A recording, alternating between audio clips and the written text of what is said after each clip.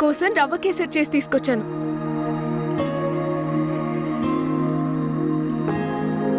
ఇదిగో తిను.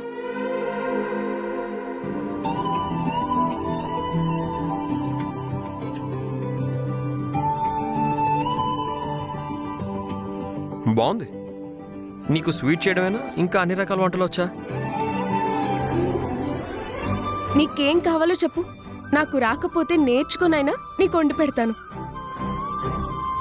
నువ్వు ఇలా వండి తీసుకొచ్చి నాకు పెడుతూ ఉండు.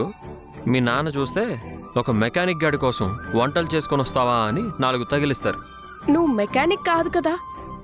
నువ్వు ఎవరో తెలిస్తే మా డాడీ ఎంత హ్యాపీగా ఫీల్ అవుతారో తెలుసా? ఆ తర్వాత ఆయనే మా కూతుర్ని చేసుకో అని బతిమలాడతారు. నేను మెకానిక్గానే నీకు మీ డాడీకి పరిచయం అయ్యాను. నేను ఎప్పటికీ ఇలాగే ఉంటాను. మీ నాన్న నన్ను ఒక మెకానిక్గానే చూసి అభిమానించి నన్ను అల్లుడిని చేసుకోవాలి శైలు. అంతేగాని నేనెవరో తెలిసి నన్ను అల్లుడిగా చేసుకోవడం నాకు ఇష్టం లేదు. కోటీశ్వరులో కొడుకు ఆదిత్య అనే గుర్తింపు కంటే ఆదిత్య చాలా మంచి మెకానిక్, అతని మంచితనం నాకు నచ్చి నా కూతురునిచ్చి పెళ్లి చేశాను అని మీ నాన్న చెప్పుకుంటే నాకిష్టం. అదే నాకు గౌరవం కూడా. ఈ మాటతో నీ మీద ప్రేమ మరింత పెరిగింది ఆదిత్య. నీ వ్యక్తిత్వం చాలా గొప్పది. సరేలే, అలాగే నీ ఇష్ట ప్రకారమే చేద్దాం. నీకింకా ఏమేమి ఇష్టమో చెప్పు, పెళ్ళయ్యాక అన్నీ వండి పెడతాను.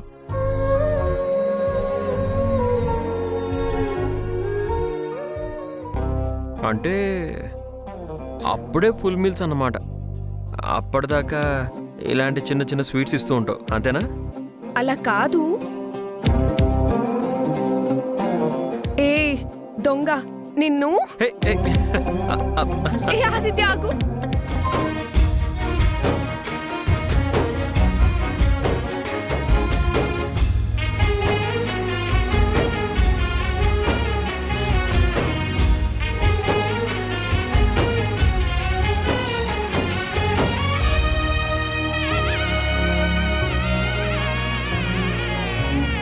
ఆవిరైపోయా తన అందం ఎండల్లో,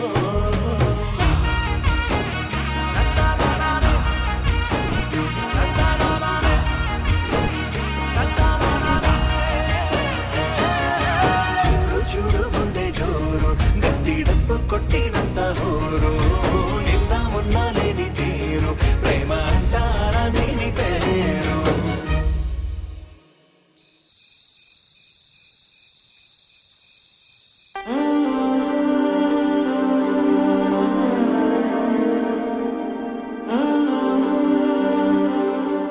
బాలు, శశి,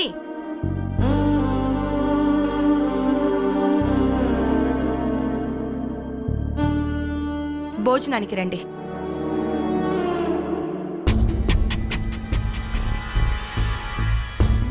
పిలిచేది మిమ్మల్నేరా, భోంచెత్తురు గాని రండి. నాకొద్దు.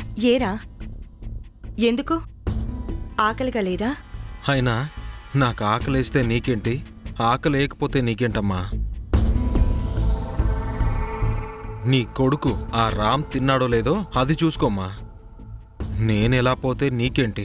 అదేంటి బాలు, ఎందుకలా అంటున్నావు? నువ్వు మాత్రం నా కొడుకువి కాదా? నీకు కన్న కొడుకు కన్నా ఆ పరాయి వాడే ఇంపార్టెంట్ అయిపోయాడు కదమ్మా.